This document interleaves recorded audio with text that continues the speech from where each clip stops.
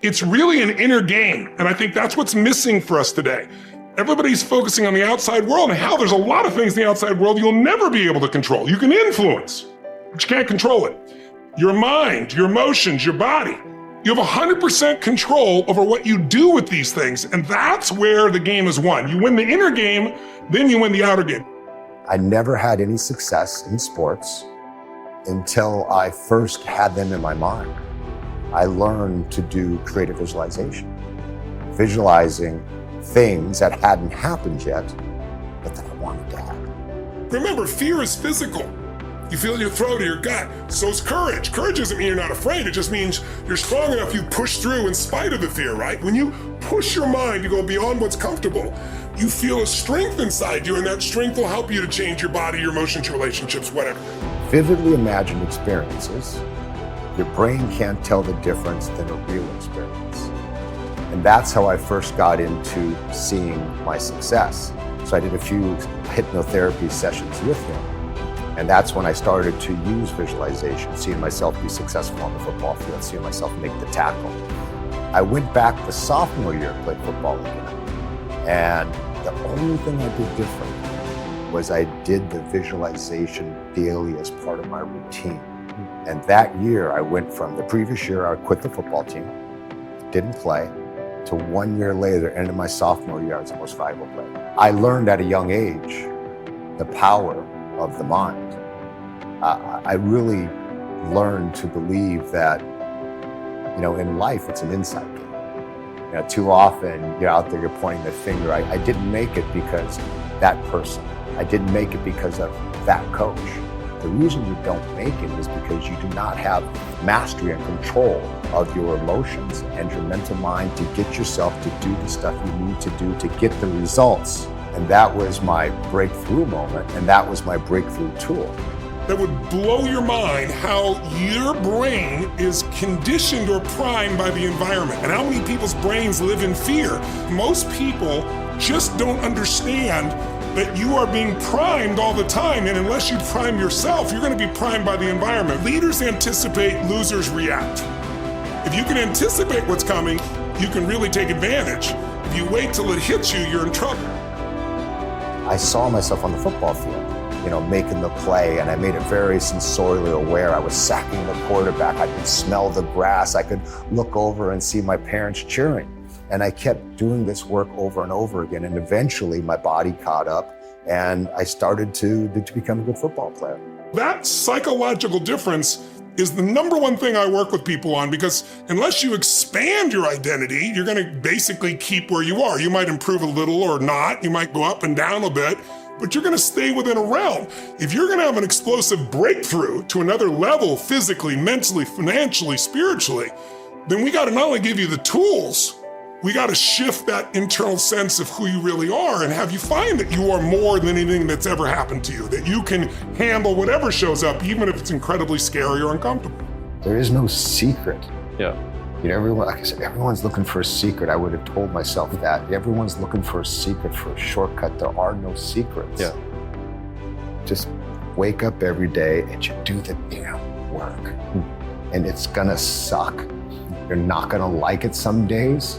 But when you can learn to love the feeling of doing the work as much as you hate doing the work, you know what I mean? Yeah. If you can learn to love that feeling of accomplishment after doing the work as much as sometimes you hate doing the work.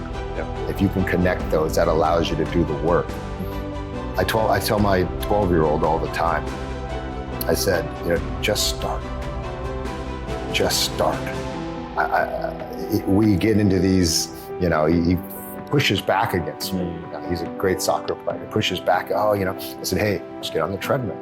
And we'll have 20 minutes of pouting, this and that before he goes and does it. And I just say, you could have already been done. Yep. You've already been done. I said, the hardest part a lot of times is just getting yourself to start. If you can learn to get yourself to start when you don't feel like it, when you're tired and you don't want to. That's the key to success, is to be able to get yourself to start, right? Yeah. You got to get to the gym. The hard part's not the workout sometimes. The hard part is saying no to the girlfriend. Yep. The hard part is turning off the video game. Yeah. The hard part is turning off the football game. Yeah. The hard part is saying no to your friends who want to go to the beach.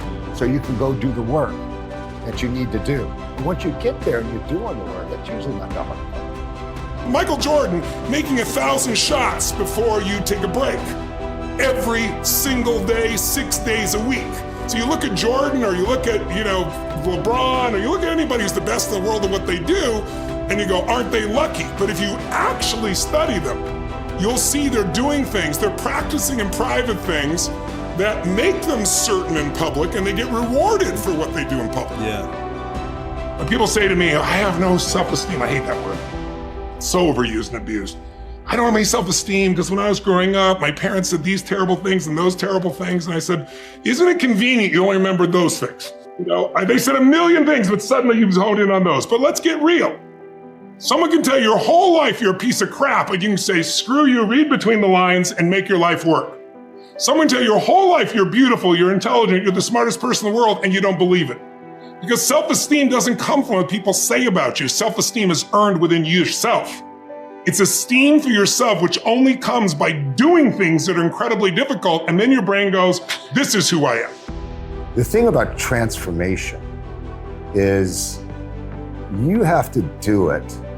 You've got to put in the work when nobody cares.